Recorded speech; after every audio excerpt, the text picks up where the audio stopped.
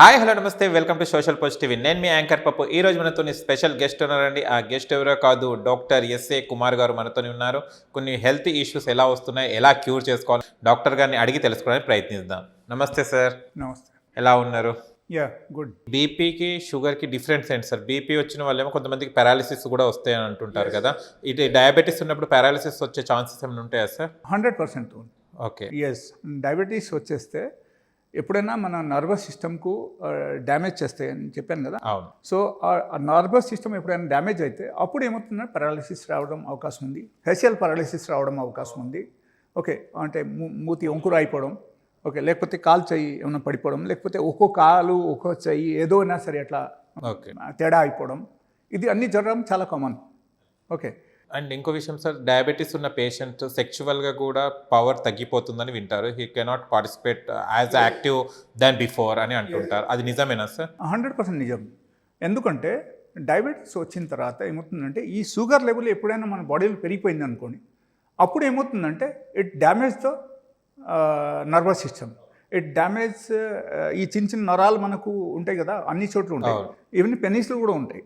So ఆ పెనీస్లు ఉన్న నరం అన్ని ఏమవుతుందంటే అక్కడ డ్యామేజ్ అయితే అప్పుడు ఏమవుతుందంటే మనకు బ్లడ్ సర్క్యులేషన్ సరిగా అక్కడ జరగకపోతే అప్పుడు ఏమవుతుందంటే పెనీస్ పనిచేయడం కుదరదు. ఓకే. సో అక్కడ that is the clear cut equation. And చాలా డయాబెటీస్ పేషెంట్స్కి కిడ్నీస్ తొందరగా ఖరాబ్ అవుతుంటాయి. Yes. Kidney problems and kidney issues చాలా అవుతుంటాయి. ఎస్. వై సార్ తొందరగా ఎఫెక్ట్ కిడ్నీస్కి ఎందుకు అవుతుంటుంది?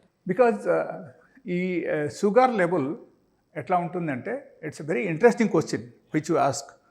Okay, it's very very interesting question and చాలా ముఖ్యమైన క్వశ్చన్, ప్రతి ఒక్కరికి అర్థం చేసుకోవాలి ఈ విషయం.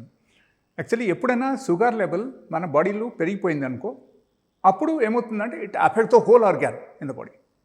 Okay, but before that let me complete that insulin. About I was talking about the insulin. So first point of the insulin it's like insulin ఎక్కువ అవడం వల్ల మనకు ఓవరాల్ బాడీలో గ్రోత్ పెరుగుతుంది అన్నమాట. ఓకే, సో నార్మల్గా సపోజ్ ఒక వ్యక్తికు before insulin increase in the body he was having around 60 kg weight. Insulin పెరిగిపోయిన తర్వాత హీ విల్ బికమ్ 70 or 75. ఈజీగా ఇంప్రూవ్మెంట్ వస్తుంది అనమాట. Thank you so much sir. Diabetics మీద చాలా విషయాలు తెలుసుకున్నాం. ఇది పాటిస్తే కనుక డయాబెటీస్ ఈజీగా జయించవచ్చు. అసలు ప్రాబ్లం ఉండదు మీరు చెప్పినట్టు ఫాలో అవుతే. చిన్న చిట్కాలు, పెద్ద లక్షలు కాదు, వేలు కాదు. మనం ఒక టైంని తీసుకుంటే కనుక క్యూర్ అయిపోతుంది ఈజీగా.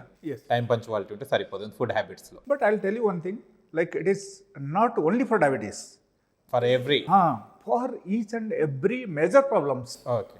And each and every surgery cases.